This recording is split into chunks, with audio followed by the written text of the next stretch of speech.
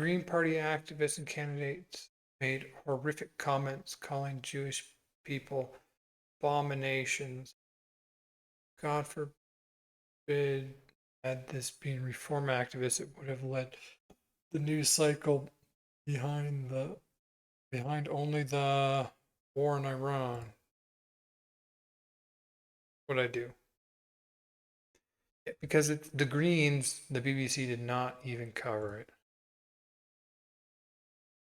Yes, of course, it's reasonable to hold reform to account. But what consistently happens is the BBC pounces on every single reform mishap and gives it vastly disproportionate coverage in your news cycles and completely ignores the far more voluminous misdemeanours and, frankly, egregious things that people from other parties say. Let me give you a real example. No, proportionately, Zia Youssef, proportionately reform has lost more councillors over this kind of thing happening than the other political parties. That is actually incorrect. That's actually incorrect, right? And I want to make an important point, because it was just a couple of days ago that Green Party activists and candidates said that made a series of horrible anti-Semitic comments, including describing Jews, and I quote... Well, you're hearing that from him and not from what the Green Party is saying.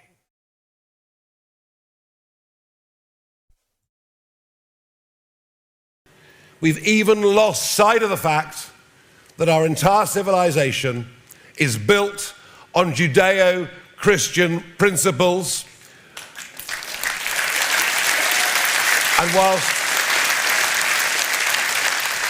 whilst we are, of course, tolerant of other points of view and other religions, we do so on the basis that they maintain their private observance but don't interfere or try to override our way of life. And that is now happening in Britain. And we are the one party, we're the one party with the guts and the backbone. We will stand up and defend English and British culture. We will defend our way of life, defend our history, defend our traditions, and bow down to no one. It looks like nationalism's coming back.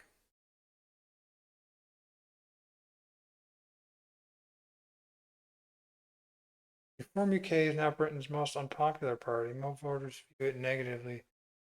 Labour or Conservatives. I mean, didn't they have more votes than the other parties? They will vote to stop reform in May. Up 9 points since November. Neo-Nazi cameo, billionaire, dark money, the two. Scrap Equality Acts. Reform UK is now Britain's most unpopular party, more unpopular than Labour and more unpopular than the Conservatives. New polling from More in Common published today finds for the first time that more people would vote against reform than against any other party. 38%. But when you looked at the parties and their split, they had more voters than any other party. So they're the most hated and the most voted for. % of British voters say they would A very divisive party. vote specifically to keep reform out of power, up 9 points since November, and that figure is still climbing. The May local elections will see more than 5,000 councillors elected across England, with votes in Scotland and Wales too. People have seen Farage take money from neo-Nazis on Cameo, seen the billionaire dark money funding his media machine, seen reforms linked to the far right, and they are making their decision accordingly. More in Common put it plainly. Across the country, more and more people are describing their vote in terms of who they want to stop rather than who they want to win. At the Gorton and Denton by-election... Going into specifics, I don't care about. So, like, I imagine that's probably correct. That more people would vote against it. But in the end, you don't become leader because people vote against you. You become a leader because people vote for you. And it looks like currently it's the most popular party from the data I was looking at. You had Reform, Then the Greens on the other side are the two most popular. Then you have the Conservatives and Labor as the two less popular. Liberal Democrat in the middle is at the bottom of the popularity list.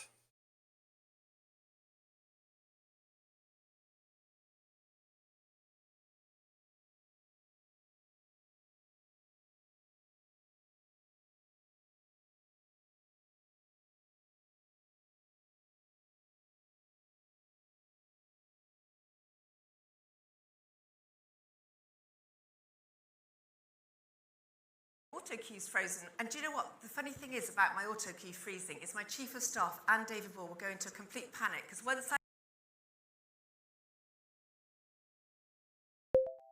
When's the next UK election? When are we going to see this come to a head?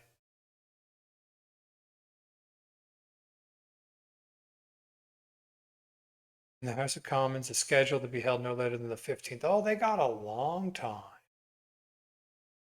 Ugh. Thursday, other elections, not general. Thursday, 7th of May, 2026, we'll see significant voters across the UK. Significant votes across the UK. But these are not for the UK Parliament. Local council elections, Scottish parliamentary elections. These are important midterm tests for the parties, but do not change the UK government. So you'll get an idea.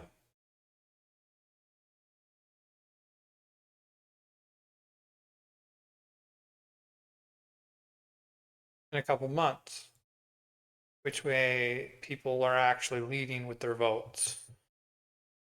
It's going to be a long time, 2029, before they get a chance to actually change their parliament. Well, that'll be an interesting one to follow. The Reform Party.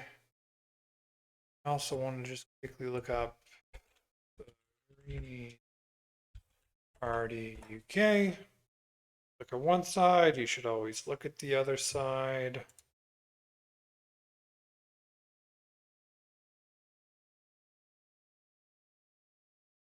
UK Green Party leader dances on stage while hosting a House Against Hate rally to protest against the far right. He's ready to make homes normal again! Who is here for love, unity, solidarity? And who is here for DJ, Gortat and Dean?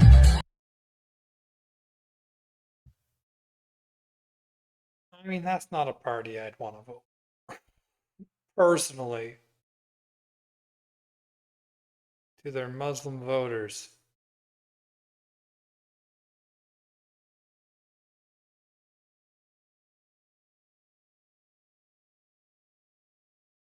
It's time to see past our differences and remember what connects us. Lies where our strength lies in each other. That's when change happens. So I was in London the other day, and this bloke, he comes right up to me.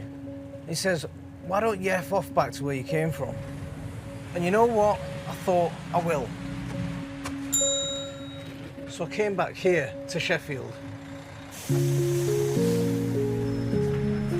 So I've got some brilliant memories of this place. Nid Road, the street I grew up on.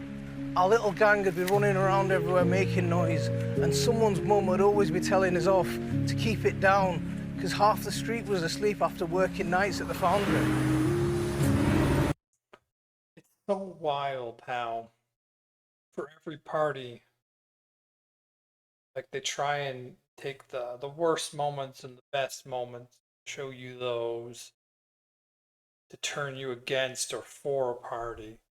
I mean, usually it's somewhere in between. Everyone worked there. My dad too. He was a crane driver. Now, for a Bengali man back then, to become a crane driver, that was something. And you could see him from here, shifting massive rolls of steel across the Sheffield sky. My mum used to make the same walk every day, carrying his dinner in a tiffin tin, and he worked just here. And he'd be sitting here on a crate. Bengalis, Pakistanis, Jamaicans, white guys, all together, laughing, joking, telling stories. And yeah, there was racism back then, but there was something else. So my dad had this old tin, and it had all his bits and bobs in it. You know, postcards, pictures, banners. And it had this one picture of a trade union banner. That is too much rain to have on your phone. Okay? I would not feel comfortable with that level of water on my phone. I don't know how he's doing it. And it had this black man and a white man, and they were all lifting this heavy chain together. And it had some words underneath, but I didn't really know what it meant back then. But for some reason, I'm thinking about that today. And suddenly it was all gone. Dad got too ill to work, and this place shut down shortly after. But it wasn't just us going down. You could feel the whole community going to a slump. Men with nothing to do, mums crying over bills. Everywhere you looked, someone was being left behind. Mill towns, pit towns, steel towns, even the dockers in London. Back then, some said... This is one of the effects of uncontrolled free trade. Trade is good, it can benefit both parties. There does need to be control. Because you can't hollow out entire industries in your own country. Mrs. Thatcher wanted to teach us a lesson. Now, I don't know what that lesson was, but what I do know is once it started, we never really got over it. But now we're back. We're back there again. Everyone's angry and they're looking for someone to blame. But that man in London, when he saw me, all he saw was my beard, my dopey, my brown skin. Like it was me to blame. All he saw was our differences. So I get why we had to come back here, to remember what we'd lost. It wasn't just the work or the factories, it was something else. And it's that picture in my dad's scrapbook. Because back then, when someone like me and that guy in London, when we saw each other, yes, we saw our differences, but we also saw something else. We saw those chains. Chains of hardship and debt. And we knew that the only way we'd ever lift them was together, side by side. How is it that in a country of almost 70 million people, that there's so many of us that feel so isolated, divided, and powerless? It's time to see past those differences and remember what connects us. Because that's where our strength lies, in each other. And when we realise that, that's when change happens.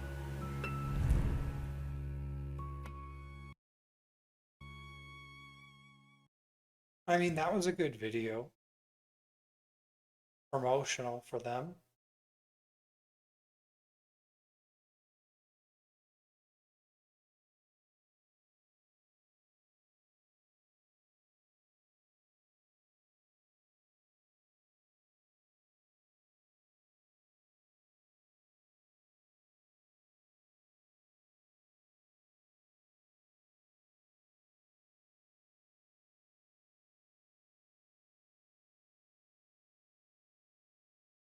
So this is different from what I was looking at earlier.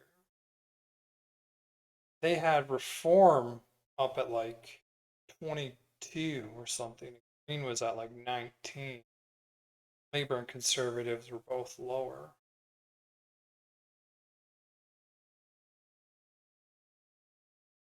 I have no idea. Like there's not even a date on this graph.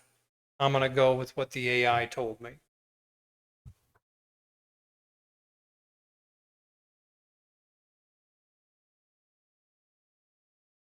Water. I mean, like, what was it? Water and energy they wanted to denationalize or renationalize, I suppose. Oh God, like it's hard to keep up with the politics in my country. Not to mention the politics that's pushed through the media because of just how powerful the US is. Keeping up with UK politics, probably not going to be able to do that too.